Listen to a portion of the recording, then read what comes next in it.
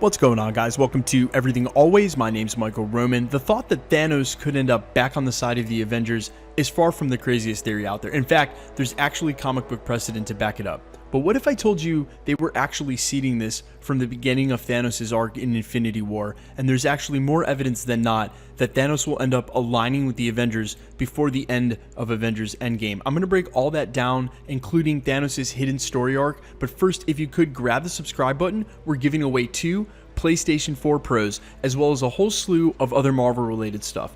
All you have to do, hit the subscribe button, leave a like and a comment on this video, then hit the notification bell, and if you want, stick around to the end of the video. I'll get into all the giveaway stuff again there. Now, if you weren't paying attention, about 30 seconds ago during the intro of this video, I said that Thanos would end up back on the side of the Avengers. And if you're wondering why I said it then and I'm reiterating it now, then you probably missed some of the more important parts of Thanos' arc during Infinity War. You see, the Russos went out of their way to let you know why Thanos was hellbent on doing the snap and erasing half of the universe. Like any good storyteller, us being able to empathize with the characters depends on our ability to understand their choices and why they do the things they do. And they made sure to make Thanos explain more than once that he was hellbent on making the snap happen because he had to erase half of the population in order for, as he saw it, humanity to survive. Or in other words, he was protecting humanity's future from certain extinction. If you had to ask me, were there any other characters in the Avengers movies so obsessed and hellbent with protecting the population that they near did dangerous things in order to do so, I would have to answer Tony Stark. And that's why, in Infinity War, when Stark asked Thanos, "You know me?" I'm not the only one cursed with knowledge. Thanos considers his knowledge of what needs to be done a curse. Something he doesn't want to, but has to do. He's one of the only people smart enough to see this needs to happen and brave enough to make that choice. As he puts it when speaking to Gamora, Tony Stark would argue the same. Smart enough to see the danger at hand and brave enough to make the choice to make something like Ultron. To do the things that he's done during Civil War. Their character arcs are actually aligned. And the Russos wanted to show you this dichotomy, not only to flesh out Thanos as an anti-hero, that is someone who truly believes that the evil they're committing is for the right reasons, but rather to specifically set him up as a redeemable character. Now let's jump forward into Avengers Endgame at any point in the timeline in which we pick up. Now it's way past presumable at this point that the Avengers' main mission is going to be to undo Thanos' snap. We've seen this from the 2 trailers we've gotten, and it's been confirmed by an official synopsis from Marvel. But the impetus for this action is what's at play. Yeah, the snap itself is terrible and wanting to undo it makes sense, but if there is this presumed time jump and or this is their true mission, is it because something else forces them to do so? Now I have gone at length talking about the living tribunal or an external threat that doesn't have to serve as an immediate villain that you build up, something they have to fight like an Annihilus or a Loki or a Thanos, but rather the threat of annihilation from something larger, something looming, a consequence or punishment for the stone's use. And in that, forcing the Avengers to either undo Thanos' snap or face complete annihilation themselves.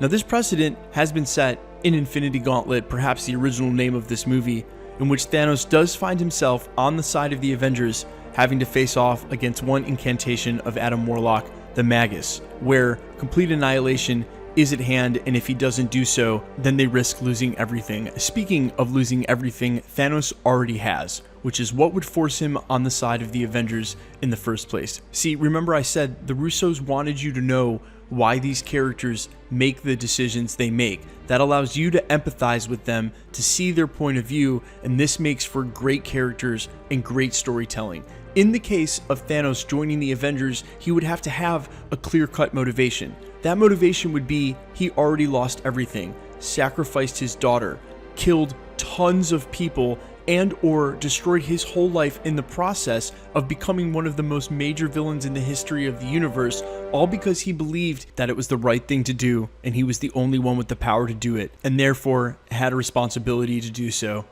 Should I even say it? With great power comes... The idea that Thanos would find himself back on the side of the Avengers would be in the face of total annihilation, whereas he could see the loss that he suffered and empathize with them, and in that understand that what he did was wrong, regardless of what he believed. And that's the redemption of Thanos.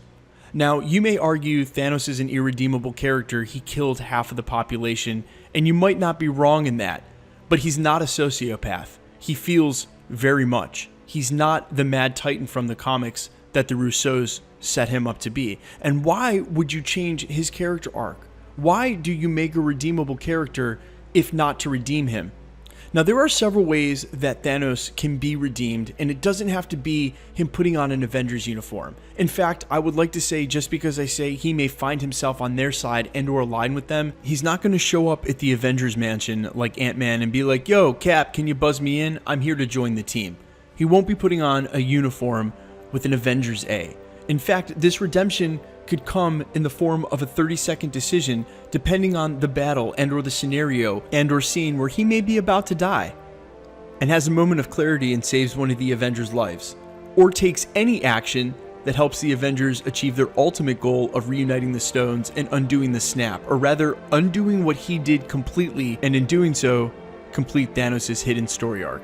You see, the brilliance of Marvel Studios is they're able to highlight the parallels and differences in characters through the decisions they make along the way, and the relationships between them help educate themselves so that we can see them all grow and change. Captain America and Iron Man classically changing sides through their story arcs, and perhaps Thanos is going to do that exact thing. Guys, let me know what you think in the comments about all of this. When I covered this idea back in September of last year, the comment that kept coming to mind was someone who said, I don't want to see Thanos breaking good.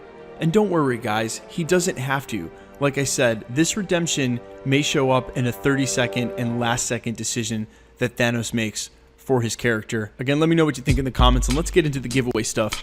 Before I let you go, we're giving away 2 PlayStation 4 Pros, as well as this awesome Avengers 1 commemoration plaque. This is an Avengers 1 Marvel Trendsetters limited edition, limited run 2500 plaque containing 10 original film cells from the first Avengers movies. If you want to win this or the PlayStations, all you got to do, leave a like and comment on the video, then hit the notification bell, because the more videos that you like and comment on, the better chance you have of winning. My name's Michael Roman. This is Everything Always. Thanks for checking out the channel, and stick around.